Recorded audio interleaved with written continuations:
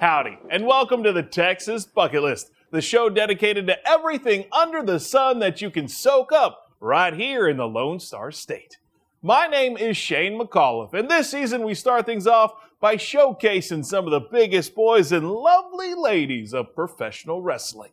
And as long as you don't find yourself flat on the mat, you'll be pleasantly surprised about this collection.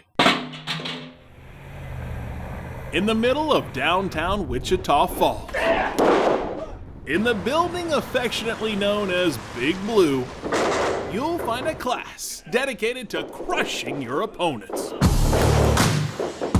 These hopeful athletes are learning the sport of wrestling in the hopes of one day being the main event, and they have the inspiration they need right below them in the Professional Wrestling Hall of Fame. I think we're a great piece to this community and a great piece to this downtown. Cowboy Johnny Mantell has been tussling between the turnbuckles since the 1970s. Johnny Mantell! From 1987 until my last match, this is what I wrestled in. Actual cowboy boots, and then I made these after what jockeys wear at the racetrack every day to exercise racehorses.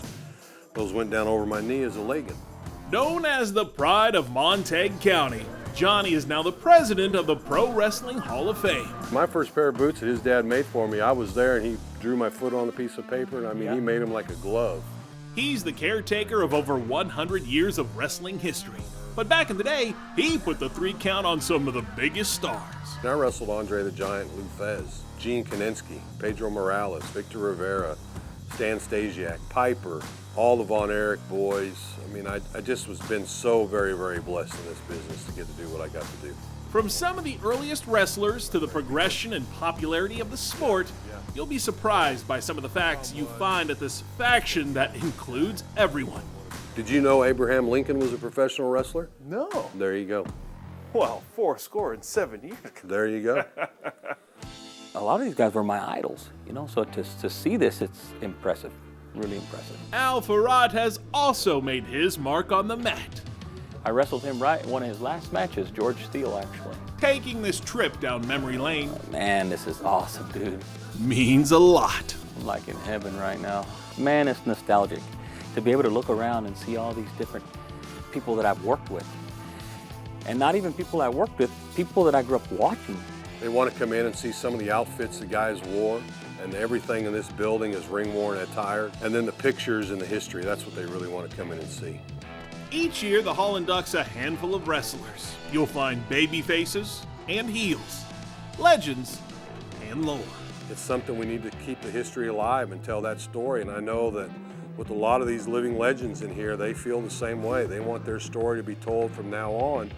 To be able to leave that legacy, who knows, 20 years from now, there'll be somebody looking at those boots, my boots, and say, hey, I remember him, Al Farad, you know what I mean? Favorite gimmick of all time? I had the great privilege of wrestling Pampero Firpo, and he was quite a character. Jake the Snake had a great gimmick, with his snakes and stuff he did. Roddy Piper is one of my dear favorites of all time, and he really played the bagpipes. He was really good at them, and he was one of those tough guys and a great mic guy. So I enjoy a guy that goes to the ring with a towel around his neck and goes out there and wrestles for 15 minutes. But that's my amateur background, right? I enjoy that. This hall honors hundreds of wrestlers. Some have become superstars. Others have simply continued the tradition of this theatrical sport.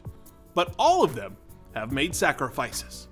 They've endured physical pain and relentless training that the next generation of wrestling greats are willing to withstand in order to get in the ring, and maybe someday in the hall below.